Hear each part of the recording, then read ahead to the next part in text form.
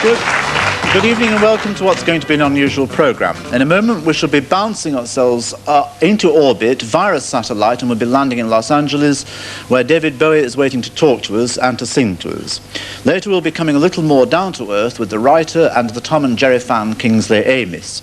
But first, David Bowie, the boy who was born in Brixton in 1947 and who, after one or two false starts, launched himself on one of the most amazing careers ever known in the pop musical world.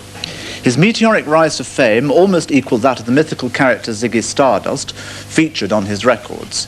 His admirers called him a prophet, a demigod, and a superman. His critics said he was simply a hoaxer and a charlatan, but his fans adored him and copied his outrageous dress, and some of them to the extent of dyeing their hair orange just like his. But nearly 2 years ago he left these shores for America, where he has lived in retirement from the glitter of the pop musical world. Earlier this year, he starred in a film in Mexico, and we'll be having a sneak preview of a bit of that film a little bit later. But more important than that, David Bowie has an announcement to make. Let's now go over live by satellite to beautiful downtown Burbank in Los Angeles. Are you there, David Bowie? Yes. Last time we met on the air, you were sitting in this studio at this side, and you had a very elegant earring hanging from either your left or right ear, I can't remember. Do you remember that? How are you, Russell? It's nice to see you. Thank you. It's nice to see you, David. You look well. What colour is your hair? Which bit? The centre bit at the top, above where your nose would be. Well, what colour does it look? Well, it looks like a bit of something out of the end of Straw Dogs. Something out of the end of Straw Dogs. Right. Now, you've got an announcement to make to us all, David, haven't you? You're changing your plans for the future, and you've got something up your sleeve for 1976. Yes. I'm touring, but I'm coming back to England in May to play shows and look at you and look at England. Well, you know, and be there, be English. Again. Well, as always, but English in England. You know, you haven't, your accent, your voice, your method of speech has not changed. You've been away for 2 years. Yeah. Does that mean you've been locked away somewhere? Yes, I don't talk to anybody. But do people talk to you? I've heard it rumoured, yes. Now, when you come back to England to sing... But I've always had this thing in my ear, so it's been difficult to hear them. But people could shout into your other ear, couldn't they? Yes. Right. Now, when you come back to England, you're not presumably coming back with the glamoury, glittery Ziggy Stardust thing, are you? Uh-huh. Are you coming back as that? I don't know yet. I haven't even worked on it. So I think it'll probably... It'll be a lot more spontaneous. What? You haven't planned your wardrobe, you haven't planned a figure, you haven't planned an image, whatever that may mean. I think the image I may adopt may well be me. I'm sort of inventing me at the moment. You mean reinventing you yourself? Yes, self-invented. From the waist upwards? Yes, jolly uncomfortable. Is it? Now then, how are you? But you really have no simple idea about what you're going to wear. I mean, are you going to wear a little suit, a straight suit, or are you going to be I know what songs I'm going to sing, which is the most important thing. Are they new? But nothing else, no. Are they new songs? And I know the kind of musicians I'm bringing back. And I know sort of approximately how long I'm going to sort of play for on stage, but that's the important thing. Right, what's brought you back? Are you short of money, or are you short of the feeding off live audience bit? I'm short of England, more than anything else. In what way? I mean, you do know that the England you left 2 years ago is not the England you're going to come back to. Yeah, well, this Thursday is nothing like last Thursday, but it's just as important. I'd miss it if it wasn't after Wednesday. Right. Do you know that the pop scene, though, at this end, the pop world has changed somewhat since you left? No. Have you heard of the Bay City Rollers? Yes.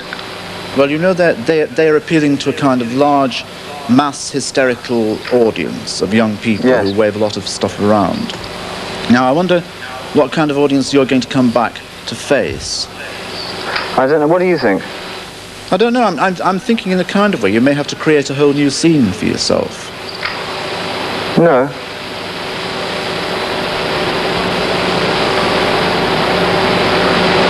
Well, can't qualify that. I'll just come back and play my songs. Now, for someone, you've been quoted as saying, David, that for someone who's not really a very good musician, you've made a lot of rumpus, a lot of noise. Yeah. If you don't think you're a good musician, what are you looking for at this moment? What are you searching for? Got Liquid. Treetop apple juice. Is it good?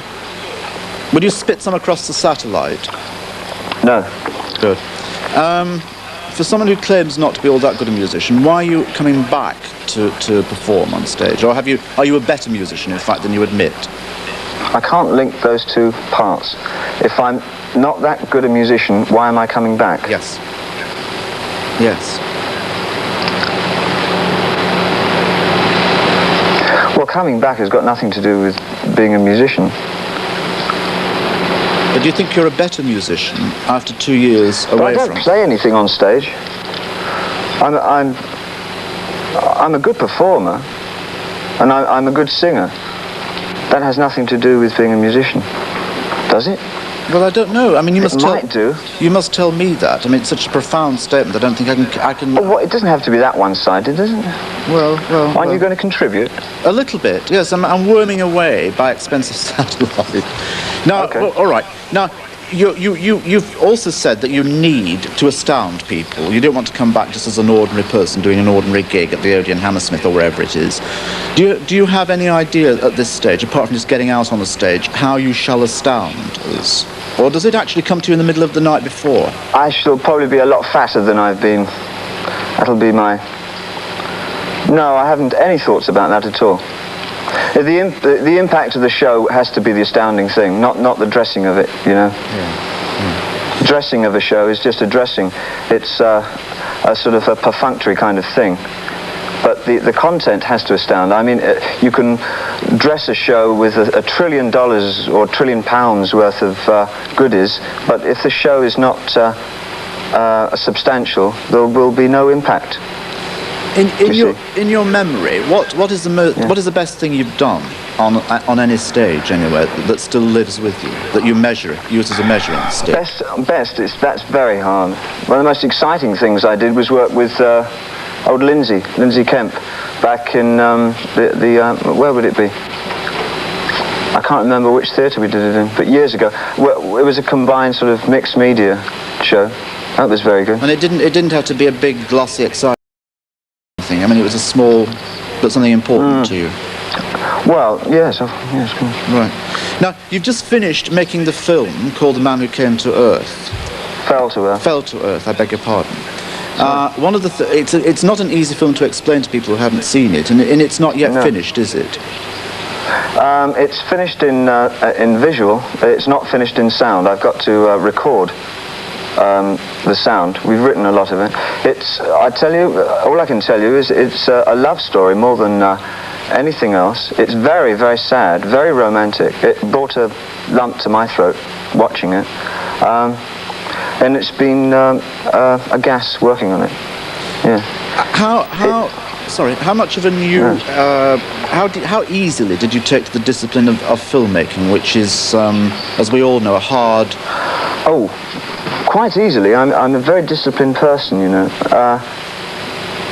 It was exciting for me to work with other people who are as disciplined as I am. But are you being absolutely accurate and honest when you say you're a disciplined person? Oh, yes. You impose a discipline on your own music writing, on your own work, do you? I mean, you don't just get up when you know what I'm saying to you. A lot of people in your position have a kind of reputation. A discipline doesn't mean that you make sure that you have breakfast at 8 o'clock in the morning and you are out of the house by 8:30. Discipline is that if you conceive something, then you decide whether or not it's worth following through, and if it's worth following through, then you follow it through to its logical conclusion. Good. And do it with to the best of your ability. That's the discipline. Yes? I applaud that answer. Whether there are areas in it that are not to one's liking, you have to go right the way through it and do it, and that's what I do. And more importantly, not to other people's liking. I mean, there are often things that if you decide to do as a major star, you're going to get people worked up about. Yes. Because you don't appear at the right place at the right time, or imagination is drying up and you need something else to refuel it. It's because I thoroughly enjoy looking at myself and looking at the environment that I'm in at any time with the eyes of someone who's not involved in any particular line of the arts. So it comes out as a sort of eclectic manifestation, you know. So I'm still a fan of everything. Fan of films, fan of records, fan of rock bands, and fan of yours. Well, most kind I am of a fan of yours. Are you really? Fan of yours. Well, Yeah. let's get back to eclectic manifestations. Now, the film, we're going to look at a bit of it, and then we'll talk a bit more about it. Here you are, having fallen to Earth, and as you're adjusting to the Earth's atmosphere, you gain the attention of a young lady in your hotel room. Listen, I must say, just before you put that on, it's assumed that I'm an alien from outer space. It's not necessarily true. All right, fine, we'll come back to that. And then, when I was 15, I worked in this pharmacy in a hospital, delivering medicines to all the floors. It was a real responsible job. Boy, you're really hooked on water, aren't you? One of these days you ought to try one of these. Am I talking too much? Maybe I ought to go. Oh, Lord, it's after 3. I guess you're tired. Well, I'll just finish this up and then... And then I think I'll have another one. You know, I really like you, mister. What do you do? For a living, I mean. Oh, just visiting.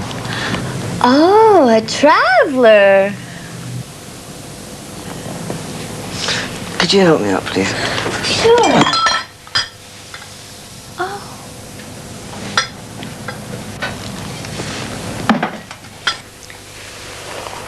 You know, mister, I don't think you get enough to eat. If you don't mind my saying so,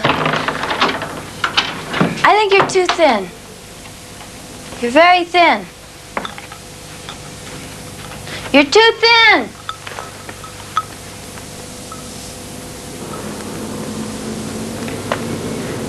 Do you come from a city? No, I come from the country. Ah, I wish I lived in the country. You know, this is a very unhealthy place. Water here's all polluted. They put all kinds of chemicals in it to keep people from getting sick. It's a very unhealthy place. I think it just takes getting used to, that's all. It sure does. Anyway, I wonder if you'd mind, Mary Lou, if I rested now. Lord, no. I was just leaving anyway.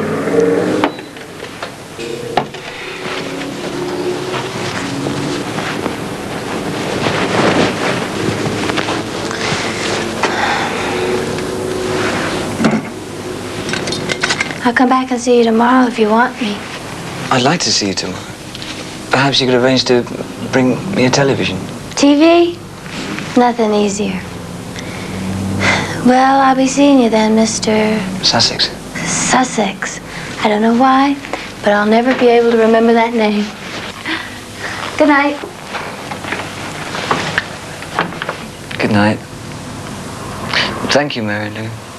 Thank you. You're welcome.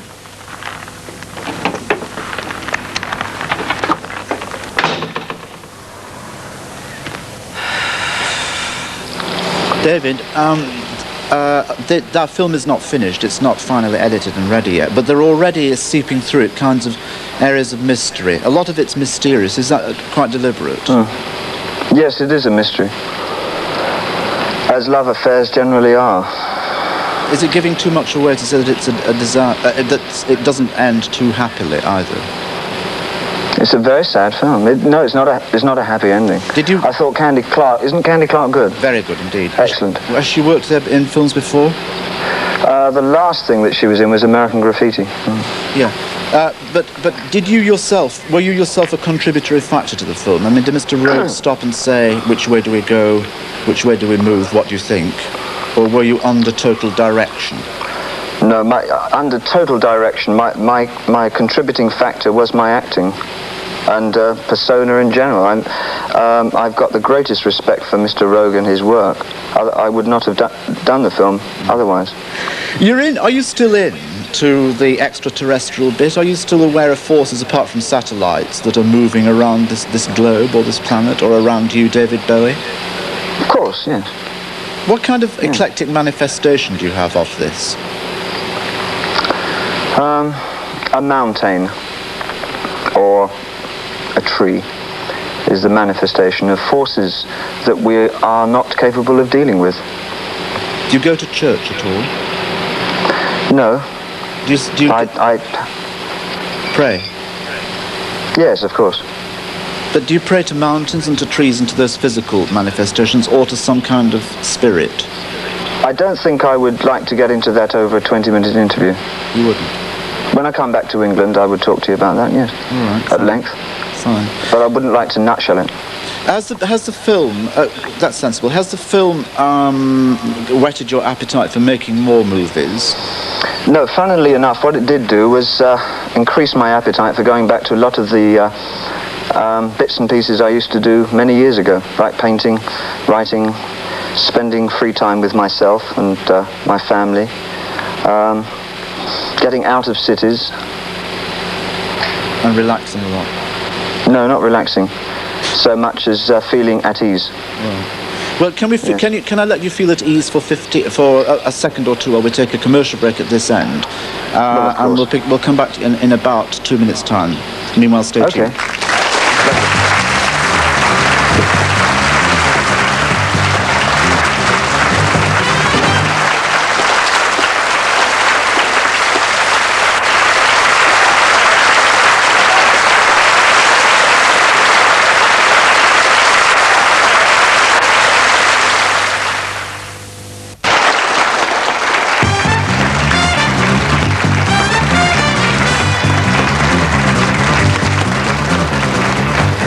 Welcome back, David Bowie, sitting on some strange beach side back of you in Burbank, Los Angeles. We were talking about films and filmmaking. One of the people I presume you would have liked to have worked with would have been Piero Pasolini. Would I? Well, I've read that in odd interviews you've given to people, you found his work exciting. I can't think of working with anybody apart from Nicholas Roeg at the moment. I've never done a film. I don't know when I'll do another film. And for me, it's not a question of getting into films. It was something tangible and tactile for me to work in. And it was an experience that I needed.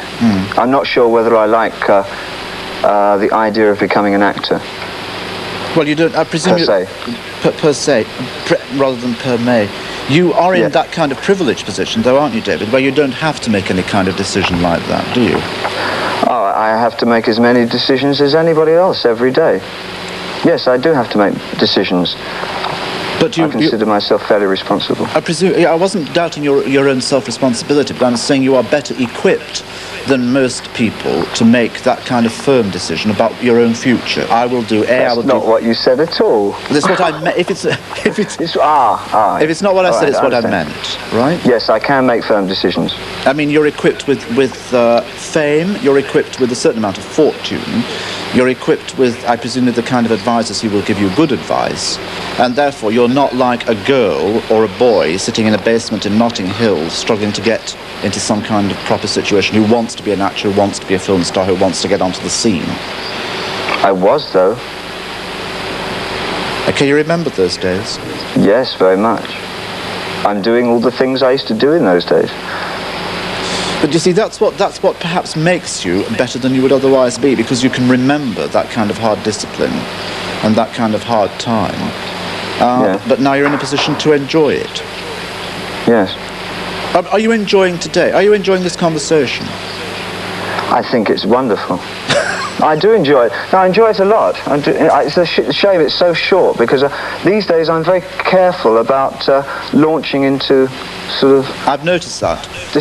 It's only because I like conversation a lot, and it seems such a waste to just, fire away at random. Right. This is lovely, though. I think it's moving at a very sensible pace. Good. And also, I'll tell you what I quite like, which I shouldn't like. I mean, doing this conversation at a distance of X thousand miles... It's odd, isn't it? It's very odd, but I don't mind you not answering questions. I mean, there are about 5 difficult questions I've thrown at you. Yes, and I'm happy that you don't give the answers to them, because you're quite right. It's the lack of time. It's the lack of time. Right. You know, since you were on this on these shows before, also your missus, your Angie, has been a guest on my show and created a reasonable stir. She was lovely. I saw it. I had a copy sent over to me. Lovely. She was very good. And she wore a big hat with a lot of things on it. Yeah. And I suspect, is she at this side of the Atlantic now? Is she here? Is she in London? She's in Switzerland. I'm looking for a house. For the both of you? Because, yes, we shall stay there for a little while whilst we're touring Europe. If she's going to see this programme, which she will... For the 3 of us. For 3 of us. And for Zoe. How do you say it? Yes. How old is he now? Zoe. How old is he now? Well, he's 4.5, coming up for 5 in sort of May. And does he go to play school or whatever it is? Yes. Yes. Is he bright? University. Yes, he's...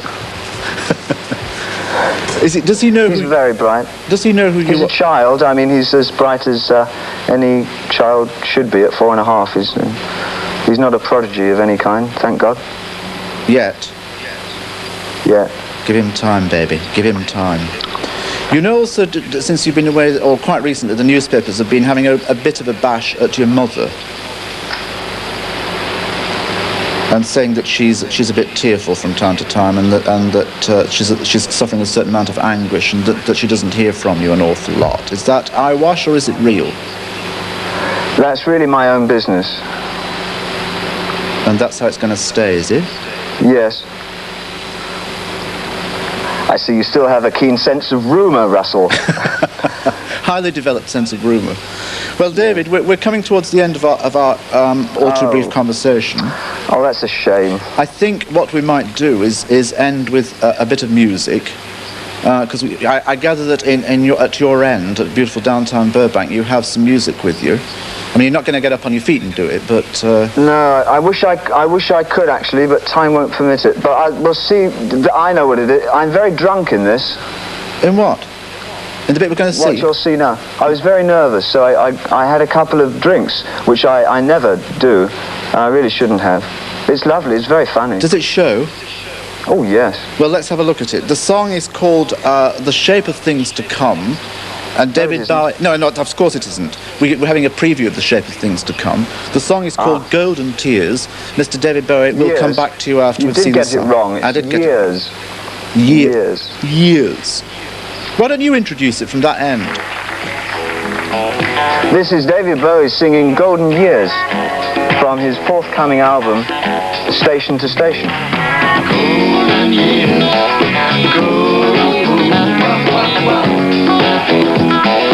golden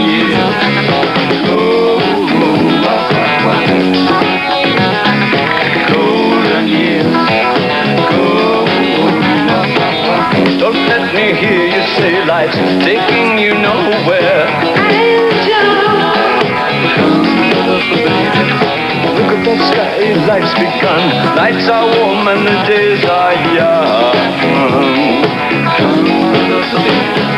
That's my baby, lost my soul. What I'm begging you save a little.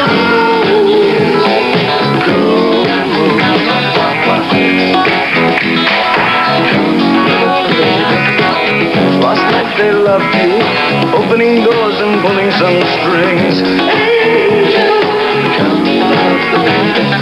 Didn't walk luck and you looked in time. Never looked back, walk tall, act fine. I'll stay with you, baby, for 1,000 years. Nothing's gonna put you in these golden years. Golden years.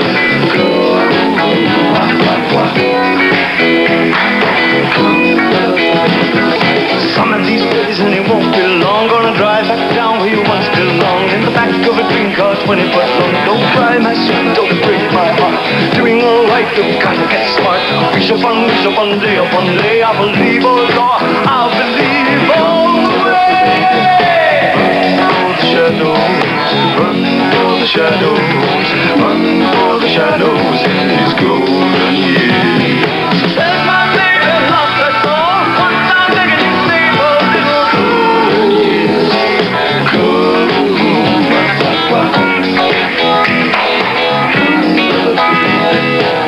Don't let me hear you say life's taking you nowhere. Angel, come with the baby.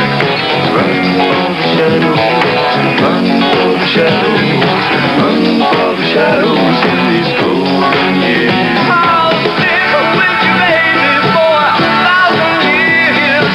Nothing's gonna put you in these golden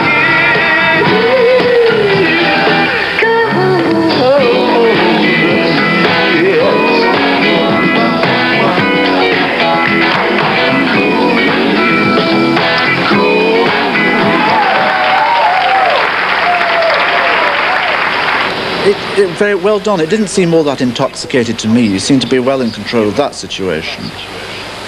Oh, that's my judgment. Are you a stern critic of yourself? Yes. But you're happy that we should all have seen that, even though you think you weren't in full control of that situation? Oh, yes, of course. You were wearing a demob suit or something in that. What kind of a suit was it? The suit? Oh, no, but do you know what a demob suit is? Yes, yes. Well, It's the kind of thing people wore when they came out of armies. That's right. I mean, a lot of bags around the knees and things. Yes, No it was functional. It was a functional suit. That suit was very functional. It was a functional suit. Right, now I'll tell you what, David, we've had quite a functional conversation. I mean, you have functioned It's at your... been very good. I liked it very much. Well, you functioned at your end, and the satellites function in the middle of the sky, and I functioned at this Yeah. end, and you wore a functional earpiece, and you've had a functional glass of whatnot at your side. And I hope the functional English functionally enjoyed this. I'm functionally sure they Very functionally much. will have done. But I'm going to hold you to your promise, which is when you do come back, we'll keep the airwaves open a bit longer. Most certainly. I'd Right. love to do that. We won't I'd talk- appreciate that a lot. We won't talk about Angie, we won't talk about your mother, we won't talk Well, about Zoe, we'll talk about extraterrestrial things. let's not plan it. The worst thing we can do is plan a conversation. Meanwhile, can I wish you a happy Let's have Christmas? a telephone on the show. A phone And in? have people... Yes, Will you do that? I'd love to. Well, if we can get satellites across half the world, I think we can get a telephone from Clapham. I'm sure we can. Meanwhile... Yes, that would be wonderful. I'd like to do that a lot. All right, and you'll be truthful and honourable and answer every question that's put to you, I'll be David Bowie. which is a useful and functional end to this interview. God bless you, happy Christmas and good night. Thank you. I love you very much, all of you. Ladies and gentlemen, David Bowie.